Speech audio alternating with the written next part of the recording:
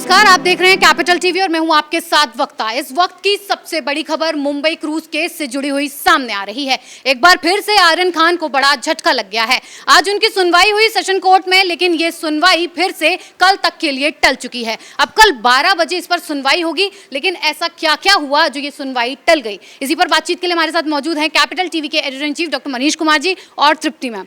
Ma'am, ऐसा क्या हुआ? देखिए, आज जो है दलीलें दी जा रही थी दोनों की तरफ से, जो कि होना ही था कि सेशन कोर्ट में अगर आप बेल के लिए अप्लाई करते हो तो पक्ष और विपक्ष दोनों अपनी अपनी दलीलें देंगे ही देंगे।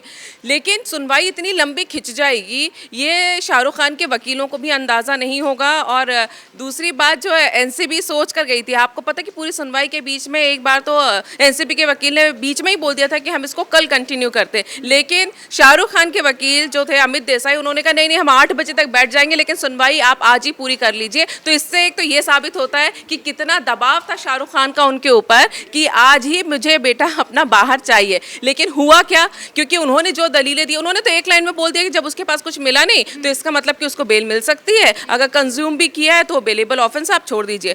फिर एनसीबी ने अपना तुर्का इक्का फेंका। उसके बाद जो एनसीबी ने दलीलें दी वो इतनी खतरनाक थी जो सबको चौंकाने वाली थी। और निश्चित तौर पर जज के लिए भी ये फैसला करना उस टाइम पर मुश्किल रहा ही होगा कि इसमें पूरी सुनवाई लंबी चलनी चाहिए, उनको ये फैसला लेना पड़ा होगा। नहीं तो ये सुनवाई आज ही खत्म हो सकती है, जिसमें उन्होंने ये बोला कि भले उसके पास से ड्रग्स नहीं मिले हों, भले उसने कंज्यूम नहीं भी किया हो, लेकिन जिस तरह से वो अरबाज मर्चेंट के साथ मिला है और जो व्हाट्सएप चैट मिली हैं वो एक विदेशी नेक्सस की तरफ इशारा करती हैं, जिसमें फॉरेन ड्रग कनेक्शन हो सकता है, जो पहले दिन से एनसीबी बोलती आ रही है। और वो चैट्स उन्होंने सबमिट की और ये बोला कि हमें जांच करनी है। और सबसे बड़ी बात जो बोली कि हमने विदेश मंत्रालय में बोल दिया है कि इस फॉरेन कनेक्शन का पता लगाया जाए। इसका मतलब यह है कि ये भी इल्जाम नहीं लगा सकते कि एनसीबी कोई काम कर नहीं रही है। एनसीबी कर रही है और वो अपनी तरह से उसने कोशिशें की हैं, वो कोशिशें दिखाई दे रही हैं। सर, फॉरेन कनेक्शन भी निकलते हैं। देखिए, ये तो लगातार हम लोग शुरू से इस बात को कहते आ रहे हैं कि बॉलीवुड के अंदर जो ड्रग्स का पूरा कारोबार है, हिंदुस्तान में तो ड्रग्स बनते नहीं, बाहर से आते हैं। कहाँ से आते हैं? पाकिस्तान से आते हैं। और डी कंपनी का क्या रोल रहा है इसमें, इवन दुबई। और सबसे बड़ी बात, जो जिस चीज़ को लेकर के शाहरुख खान के बेटे को बार बार इस तरह से गुजरना पड़ रहा है, वो ये है कि उसका ये इकबालिया बयान कि वो लंदन जाता है तो वहाँ भी उसको ड्रग्स मिल जाता है, दुबई जाता है ड्रग्स मिल जाता है। भाई कैसे मिल जाता है, कौन ला करके देता है? और यही बात एनसीबी ने आज कोर्ट में बहुत ही विस्तृत रूप से रखा कि ये जो पूरा मसला है ये सिर्फ कुछ लड़कों का वो ड्रग्स लेने का मसला नहीं है, ये एक कॉन्स्पिरेसी है, साजिश है, और जिसमें एक इंटरनेशनल ड्रग रैकेट का कनेक्शन है। और ये बार बार इस बात को कहा जा रहा है कि आर्यन खान, अरबाज मर्चेंट और ये तमाम लोग उस रैकेट से जुड़े हुए हैं। एनसीबी के पास इसके पुख्ता सबूत हैं। और ये किस तरह से इन लोगों ने कोर्ट के अंदर अपने आर्गूमेंट को रखा कि अभी नाइजीरियन एक सिटीजन को इन लोगों ने पकड़ा और जिसके पास से ड्रग्स का एक ज़ख़ीरा बहुत ज़्यादा मात्रा में मिला। तो अब ये तो वकील को तो बताना ही पड़ेगा कि भाई अगर आप ये कह रहे हो कि अगर आपकी आर्गूमेंट बस इतना ही है कि हमारे क्लाइंट के पास से ड्रग्स नहीं निकला और इसे बेल दे दी जानी चाहिए, किसी और के पास निकला है तो वो हमारे क्लाइंट के ऊपर लागू नहीं होना चाहिए, जिसके पास निकला आप उसको पकड़िए। एनसीबी बार बार ये कह रही कि भाई 4 लोग थे, 4 लोगों ने प्लान किया, एक साथ ये लोग गए, शाहरुख खान के गाड़ी में गए, साथ में ये लोग जा रहे हैं, साथ में पी रहे हैं।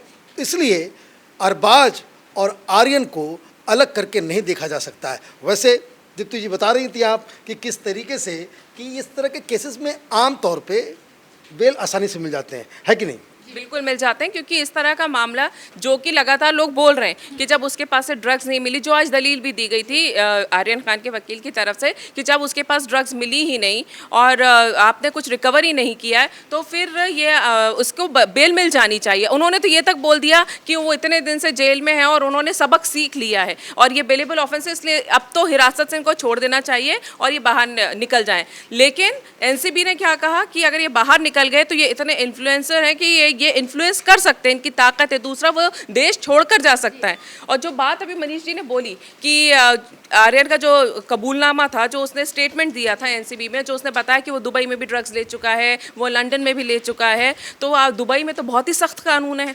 अगर वो वहाँ पर भी ड्रग्स ले पा रहा था या उसको अवेलेबल हो रही थी, तो वो तय है कि कहीं ना कहीं का कोई नेक्सस तो होगा जिससे वो जुड़ा होगा। दे कौन रहा था ये कैसे पता लगेगा? तो ये चीज़ें जो है ना, पूरी कॉन्स्पिरेसी है जो शुरू से बोल रही है एनसीबी। और इसका इस चीज़ से उन्होंने साफ तौर पे कहा कि कोई लेना देना नहीं है, कि उसके पास ये बोला है एनसीबी के वकील ने कि जब बात कॉन्स्पिरेसी की आती है तो इसके कोई मायने नहीं रहते हैं कि आपके पास से ड्रग्स मिली है, कितनी मात्रा में मिली है या नहीं मिली है, या आपने ली है या नहीं ली है। अगर आप उस कॉन्स्पिरेसी का हिस्सा है, अगर आपके पास से किसी की बरामदगी हुई है और वो उसका हिस्सा है, तो आप उसके साथ हैं, तो आप उस कॉन्स्पिरेसी का हिस्सा हैं। फिर भले आपने ड्रग्स ली हो, नहीं ली हो, खरीदी हो, नहीं खरीदी हो, बेची हो, चाहे नहीं बेची हो, आप एक साजिश का हिस्सा हैं, उससे आप पीछे नहीं हट सकते। एक उसमें जो सबसे आज इंटरेस्टिंग चीज़ जो इस पूरे दौरान जज के सामने इन लोगों ने किया कि देसाई साहब की तरफ से एक आर्गुमेंट दिया गया। ये आर्गुमेंट दिया गया कि देखिए, ये तो अभी एक लड़का है, ही जस्ट अ यंग बॉय, अभी 10 दिन से ज़्यादा वो जो है वो उसमें फंस चुका है, जेल में रह चुका है, अब बहुत ज़्यादा वो भुगत चुका है। अब इसको इनको सबक भी मिल चुका है, अब तो प्लीज़ इसे छोड़ दें। आपने सही कहा कि इस तरह के केसेस में जब बरामदगी नहीं हो, कंज्यूमेबल अमाउंट में ड्रग्स प्राप्त हुआ हो, 5 मिनट में बेल मिल जाते हैं।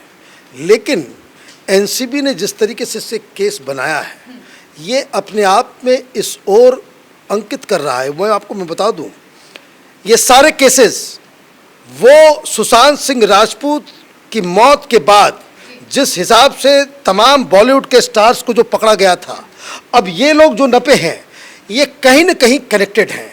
ये कनेक्शन, ये ज़रूर ऐसा लग रहा है कि जब बार बार इस बात को कहा जा रहा है कि फॉरेन लिंक है, फॉरेन लिंक है, फॉरेन लिंक का मतलब ये है कि ये अंडरवर्ल्ड से जुड़ा हुआ ये पूरा क्रियाकलाप बॉलीवुड के अंदर चल रहा है। और इसलिए जब सारे आर्गुमेंट्स फेल हो गए तो देसाई साहब ये कह रहे हैं कि भाई ये बच्चे हैं, इनको सबक मिल गया, छोड़ दीजिए, अब तो बहुत ज़्यादा हो गया, 1 साल से कम की सज़ा है, बेलेबल ऑफेंस है, इसमें तो किसी भी कीमत पे। लेकिन फिर भी ये लगातार एक दिन के लिए फिर टाल भी दिया गया। 10 मिनट से ज़्यादा सुनवाई की ज़रूरत नहीं थी, लेकिन कल भी टाल दिया गया। तो मेरा तो हंच यही है कि कल भी शायद आर्यन खान को राहत नहीं मिलने वाली है। सर, मैम एक सवाल और मैं आपसे करना चाहूंगी कि कनेक्शन की बात आई है, तो इस कनेक्शन में बहुत सारे मास्टरमाइंड होंगे, केवल एक आर्यन ही तो नहीं है कि जो ये इसमें शामिल होंगे। फॉरेन कनेक्शन की बात आ रही है, तो मास्टरमाइंड कौन कौन हो सकते हैं, ये तार कहाँ तक फैले हो सकते हैं? मैं आपको बताती हूँ, मास्टरमाइंड नहीं है आर्यन खान। ये तो अभी एनसीबी ने भी नहीं क्लेम किया है। एनसीबी ने कहा है कि तार जुड़े हुए हैं। वो जो चैट मिली है वो इशारा करती है कि विदेशी संपर्क है, विदेशी नेक्सस है, जो क्योंकि जो बातचीत हुई है वो किसी विदेशी नेक्सस से हो रही थी। बल्क में लिख भी है, एनसीबी ने जज को बताया कि जो चैट है उसमें लिखा है कि बल्क में ड्रग्स को लेने की और बातचीत हुई है, और बल्क में कोई भी इंसान अपने कंजम्पशन के लिए नहीं बात करेगा। अगर किसी को खुद के लिए लेनी है तो वो बल्क की ड्रग्स की लेने की बात नहीं कहेगा। और ये भी कहा है कि एनसीबी ने कि वो जिन ड्रग्स की बात कर रहे हैं चैट में, वो हार्ड ड्रग्स हैं, यानी वो बहुत ही खतरनाक वाली ड्रग्स हैं। तो इसका मतलब ये है कि इसके पीछे का मास्टरमाइंड कोई और होगा। और यही बात तो एनसीबी कह रही है कि ये कॉन्स्पिरेसी है। इस कॉन्स्पिरेसी की जड़ तक पहुंचने के लिए हम ये चाहते हैं कि आर्यन खान को पूरे इस केस से अलग ना किया जाए, क्योंकि चैट उसकी भी मिली और ये पूरा एक केस है। और जब तक अगर आप इसको छोड़ देंगे और ये अगर विदेश चला गया, या शाहरुख खान की पावर की बात करते हैं कि वो एक फेमस स्टार हैं, तो उनकी ताकत का इस्तेमाल करके ये जो है सबूतों को या गवाहों को प्रभावित कर सकते हैं, जो कि वाजिब सी बात है, ये बनता भी है कि उनका ये दलील देना। तो कौन है वो किंग पिन? उस तक पहुंचने के लिए एनसीबी को जरूरी है इन लोगों को हिरासत में रखना, इन लोगों को बेल ना देना, ताकि उनसे पूछताछ में और जो बाकी लोग पकड़े जा रहे हैं उनसे पता लग सके, ताकि वो बॉलीवुड के उस किंग पिन तक पहुंच सके जिसने इस पूरे ड्रग के नेक्सस को बॉलीवुड में फैलाया है और जिसके तार कहीं बाहर उस अंडरवर्ल्ड से जुड़े हैं जो यहाँ पर ड्रग्स का कारोबार करवाता है। देखिए, जो बात तृप्ति जी कह रही हैं, मैं बिल्कुल उससे एग्री करता हूं। और मैं इसमें एक बात और कहूँगा, दुनिया में कहीं भी ड्रग्स का व्यापार खुलेआम हो रहा है किसी भी शहर में, अगर वहाँ कहीं प्रोस्टिट्यूशन चल रहा है, वहाँ अगर हवाला रैकेट चल रहा है तो यकीन मानिए दुनिया का कोई भी मुल्क हो, कोई भी शहर हो, वहाँ के पुलिस वाले के नॉलेज में ये सारी चीज़ें होती हैं, वहाँ के पॉलिटिशियंस के नॉलेज में होती हैं, वहाँ के सरकार में के नॉलेज में ये सारी जानकारियाँ होती हैं कि किस तरीके से उनके सूबे के अंदर ये सारी चीज़ें हो रही हैं। और ये कोई अनायास नहीं है,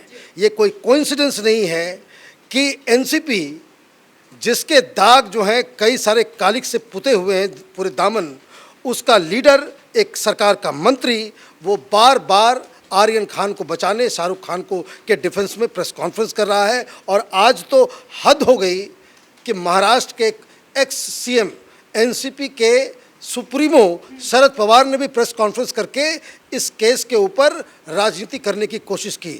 भूलना नहीं चाहिए ये शरद पवार वही हैं कि जब मुंबई में धमाका हुआ था तब इन्होंने, वो उस समय मुख्यमंत्री थे और उन्होंने एक एक्स्ट्रा धमाका इमेजिन कर लिया था और ये कहा था कि ये लिट्टे का हाथ है। ये बम धमाके हुए थे डी कंपनी के द्वारा और इन्होंने चीफ मिनिस्टर रहते हुए वो बयान दिया था कि इसके पीछे लिट्टे का हाथ है। लिट्टे का हाथ इसलिए कि ताकि वो बता सकें कि ये हिंदू आतंकवादी हैं, ये इस तरह के लोग हैं। तो अब ये सर्किल पूरा होता हुआ नज़र आ रहा है। अगर एनसीबी जो कोर्ट में कह रही है और जिस तरह से विदेशी तार जुड़ रहे हैं, मामला ड्रग्स का है, ये मामला अंडरवर्ल्ड का है, पॉलिटिशियंस का है, उन पार्टीज़ का है जिनका रिश्ता उस तरह के अंडरवर्ल्ड के एलिमेंट से है, तो ये समझिए ये इतना बड़ा खेल है कि ये शाहरुख खान या शाहरुख खान जैसे 100 लोग भी एक साथ खड़े हो जाएं, वो इससे निपट नहीं सकेंगे। मैं आपको इसमें ये सही, बिल्कुल सही बात है। और ये केस देखने के बाद जिस तरह से आज देसाई जो आर्यन खान के वकील हैं वो बोल रहे थे कि ये बच्चा है, बच्चे ने सबक सीख लिया, ये चीज़ सिर्फ अदालत में नहीं हो रही है, ये अदालत के बाहर एक पूरा प्रोपेगेंडा बनाया जा रहा है कि वो मासूम है, बच्चों ने सबक ले लिया है और इस तरह से एक सिंपैथी क्रिएट की जा रही है आर्यन खान के लिए। और लोग बहते हैं, भावनाओं में बह के शाहरुख खान के फैन जो हैं इस गलत चीज़ का साथ दे रहे हैं। लेकिन सुनवाई टल गई, यानी उस बात को भी जज ने माना है कि इसमें और आर्ग्यूमेंट्स होने चाहिए। ये चीज़ बताती है कि कानून में इस तरह की भावनाओं की कोई जगह नहीं होती है। कानून में अगर आपके पास सबूत है, आपके पास दलीलें मजबूत हैं और आप अपना पक्ष साबित कर सकते हैं तो कानून उसी हिसाब से चलेगा। और जो आर्यन खान के लिए दलीलें दी हैं एनसीबी ने वो बहुत ज़्यादा मजबूत हैं। तो ये जो सिंपैथी का और जो प्रोपेगेंडा चलाया जा रहा है आर्यन खान के लिए, वो मैं आपको बार बार बोल रही हूँ, ये फायर बैक करेगा शाहरुख खान को भी और आर्यन खान को भी, और इस पूरे केस में उनके लिए जो फेवर में माहौल बनाने की कोशिश कर रही है उसको भी ये फायर बैक करेगा। जी मैम, बहुत बहुत धन्यवाद इतनी जानकारी के लिए। तो एक बार फिर से आर्यन खान की मुश्किलें बढ़ गई हैं। एक दिन के लिए उनकी जमानत याचिका फिर से टल गई है। कल 12 बजे अब सुनवाई होगी, देखना होगा कि कल क्या होता है। तब तक के लिए बने रहिए कैपिटल टीवी के साथ। नमस्कार।